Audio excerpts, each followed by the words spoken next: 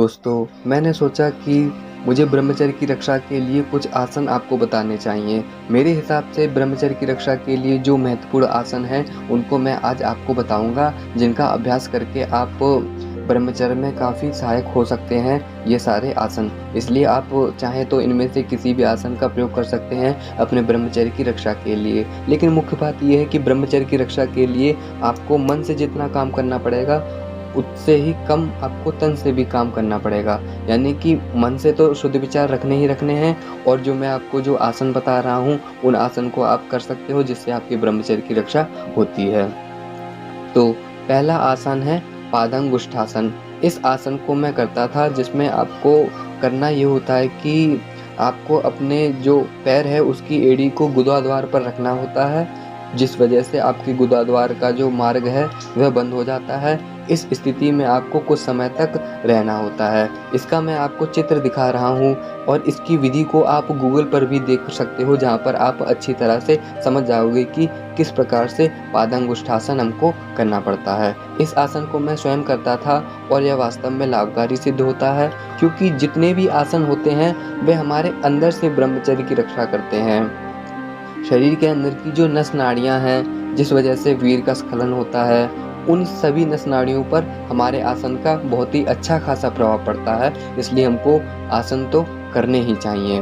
दूसरा है पश्चिमोत्तासन। इस आसन को शिव जी का प्रसाद कहा जाता है, तो फिर इस आसन को आपको अवश्य ही करना चाहिए।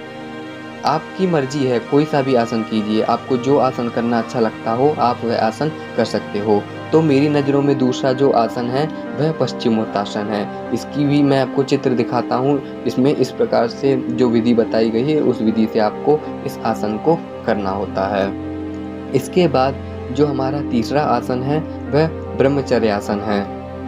इसके नाम से ही हमको पता चलता है कि यह ब्रह्मचर्य की रक्षा करने वाला आसन है, इसीलिए इसका नाम ब्रह्मचर्य आसन रखा गया है। यह आसन भी मैं करता था।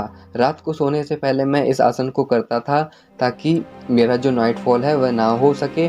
और वास्तव में ये आसन जो है ये हमारे ब्रह्मचर्य की रक्षा करता है, क्योंकि मैंने इसको खुद करा था, और इसको करने के बाद जो नाइट फॉल है उसकी जो ड्यूरेशन है, होने की जो समय है, वह बहुत ही कम हो जाता है।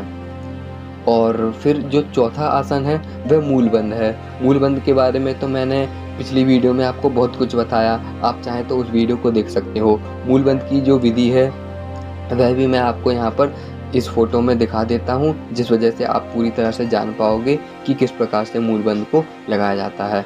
ये चारों आसन जो हैं ये ब्रह्मचर्य की रक्षा करते हैं। इसके अलावा और भी आसन हो सकते हैं जो हमारे ब्रह्मचर्य की रक्षा करते हैं।